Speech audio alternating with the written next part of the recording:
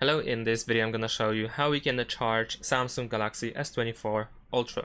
In order to charge, then of course you need to have the USB cable that is included in the box. It should be over here. So let me actually open. And there we go.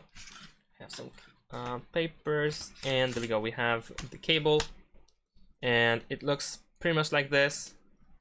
And we need to use this one or something similar with USB-C in order to charge our device. Now in my case I'm gonna use a different cable that I have from my other smartphone simply because it works as well.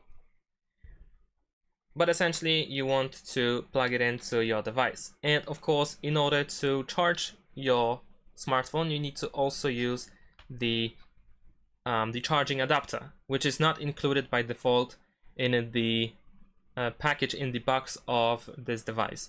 So you need to either use the previous charger, I mean the charger from your previous device if you had one, or you need to purchase the charger from or made by Samsung, pretty much. I mean, it's not necessary to have the Samsung charger, but definitely it is better to have the original one, which can be found, for instance, on the Samsung's website.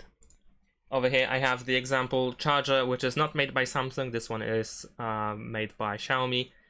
And over here we have the entrance for the USB cable. Now this one is USB type A, and in your case, or in the case of a Samsung charger, then of course it might be USB type C.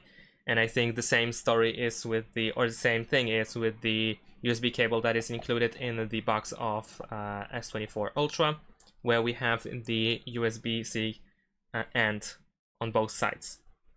In addition to that, if you want to find more information about the preferred charger, then over here we can read that the recommended charger should have something between 10 to 45 watt.